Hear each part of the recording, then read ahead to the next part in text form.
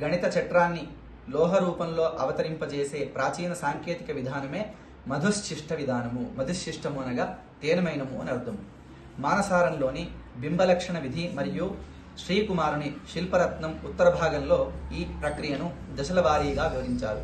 ఈ ప్రక్రియ మొత్తము స్వచ్ఛమైన తేనమైనము మరియు గుగ్గిలము మిశ్రమంతో విగ్రహ నమూనాను రూపొందించడం ద్వారా ప్రారంభమవుతుంది.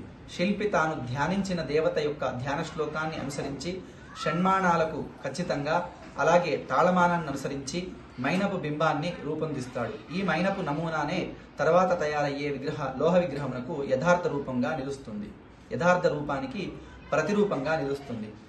మైనపు నమూనా సిద్ధమైన తరువాత దానిపై శిల్పరత్నం ఉపదేశించిన విధంగా 3 దశల మట్టి పూత వేయబడుతుంది. మొదట నది ఒడ్డున లభించే అత్యంత మెత్తటి బంకమట్టిని గోమయ రసాన్ని కలిపి అలాగే నారును కలిపి తయారు చేసినటువంటి సూక్ష్మ మట్టిని పూస్తారు. ఈ పొరపై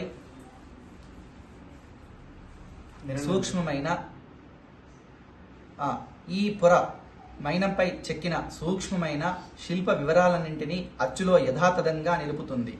దానిపైన ఇసుక, ఎండిన తవుడు కలిపినటువంటి రెండవ పొరను చివరగా జనపనారతో బలపరిచిన మందమైన బాహ్య కవచాన్ని నిర్మిస్తారు.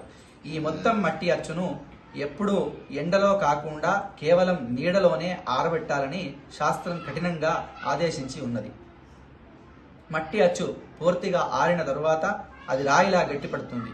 అనంతరం దానిని కొలిమిలో వేడి చేయగా లోహం లోపల ఉన్న మైనం కరిగి ప్రత్యేక నాళాల ద్వారా బయటకు ప్రవహిస్తుంది. ఈ దశనే మధుశ్చిష్ట విసర్జనం అంటారు.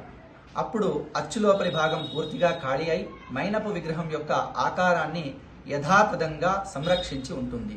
అదే సమయంలో మరొక కొలిమిలో కామికాగమం లేదా శిల్పరత్నం నిర్దేశించిన ప్రకారంగా లోహమును కరిగించి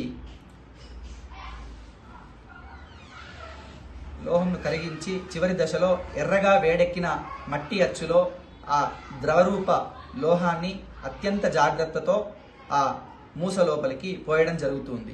లోహం చల్లబడి గట్టిపడిన తరువాత బాహ్య మట్టి కవచాన్ని తొలగిస్తే అంతవరకు అదృశ్యంగా ఉన్న ఆ అమేయ పరమాత్మ యొక్క పరతత్వము మనకు భౌతికమైన మేయ స్వరూపం దాల్చి శాస్త్రోక్త సౌందర్యమైన ఛందోబద్ధమైన లక్షణ సుసంపన్నమైన ఆ లోహ ప్రతిమ మన కళ్ళకు సాక్షాత్కరించడం జరుగుతుంది.